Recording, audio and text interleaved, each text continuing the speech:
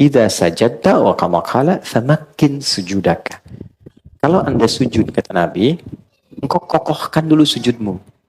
Jangan langsung doa. Tempelin yang enak. Ya, sampai nempel betul.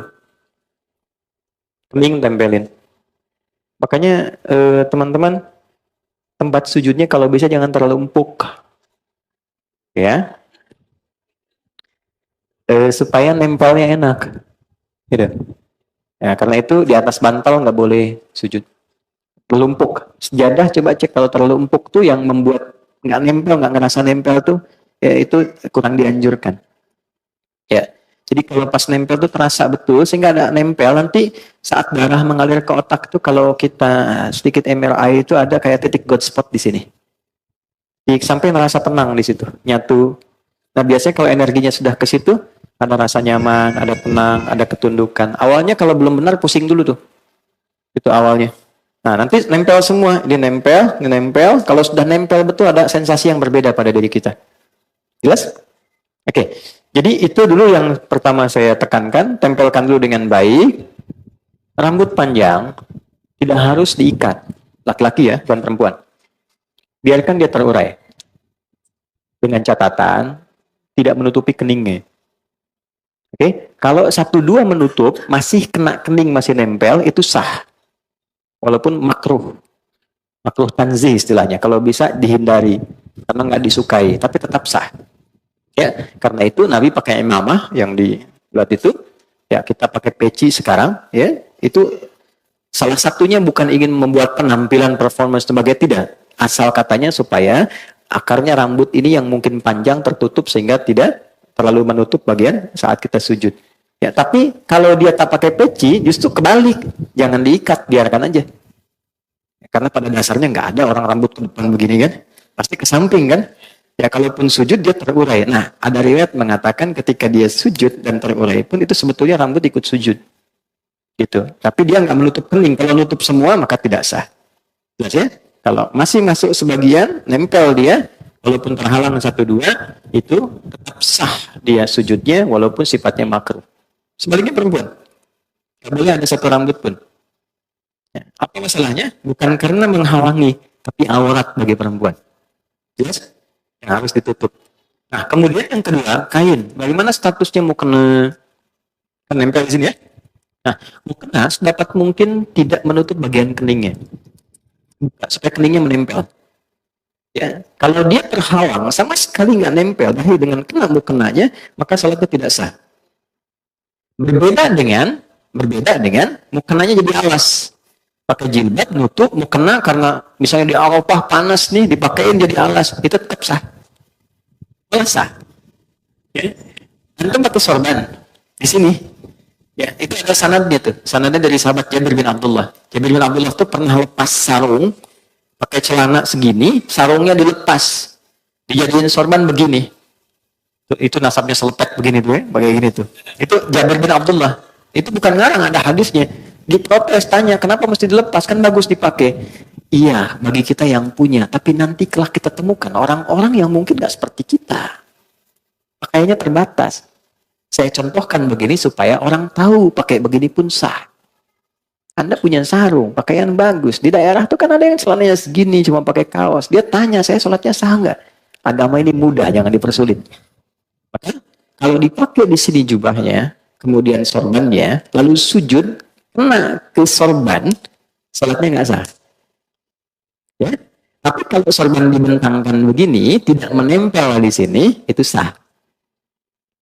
Intinya tidak ada kain tambahan yang digunakan di sini menghalangi tempat sujud. Tapi kalau dia bukan bagian di tubuh dilepaskan begini, itu sah. Jelas ya? Contoh, boleh nggak saya pinjam? Kasih. Nah, teman-teman contoh begini ya.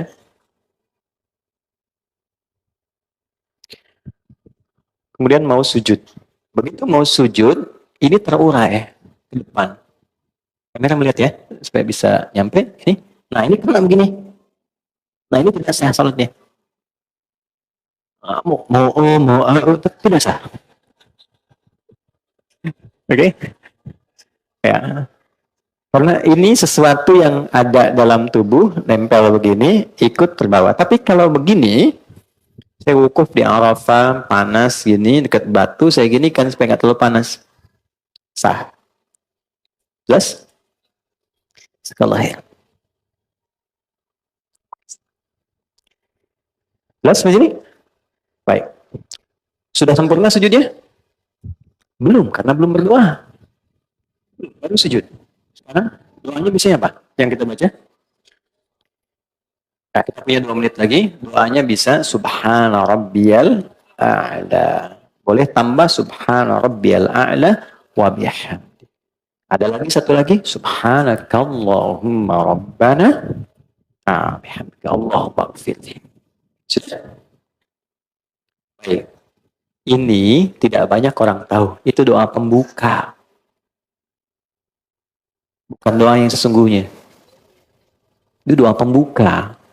Kita sedang berusaha mendekatkan diri kita sama Allah. Subhana rabbiyal a'la wa bihamdi. Ya Allah, Engkau yang maha tinggi. Saking agungnya, aku tundukkan bagian terhormatku hanya untukmu. Kan kehormatan manusia itu di kepalanya.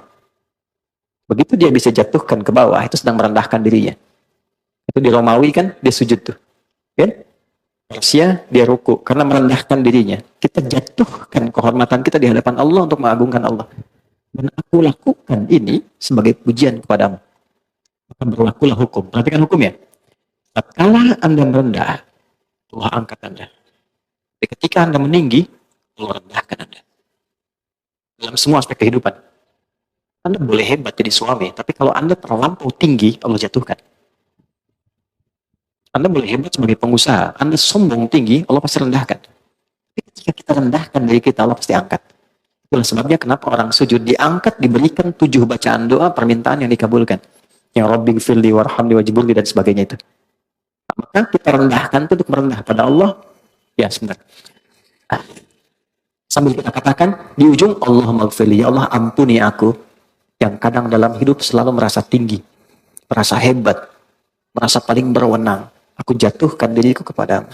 Begitu kita ucapkan Subhana Rabbiyal A'la wa bihamdi atau Subhanakallahumma bihamdika Allahumma gfirli, jatuh, maka muncullah kemudian apa yang kamu mintakan.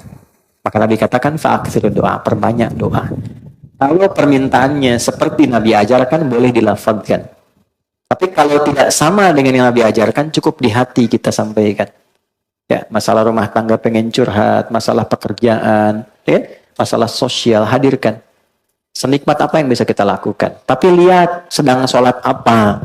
Kalau berjamaah, ingat-ingat ada imam. Jangan imam sudah naik lagi, Anda masih sujud. Atau sebaliknya, Anda jadi imam, ingat makmum. Ada batas standar. Karena itulah silahkan nikmati dalam sholat sunnah. Tahajud, duha, tumpahkan aja. Minta sama Allah. Nah, itu dalam hati.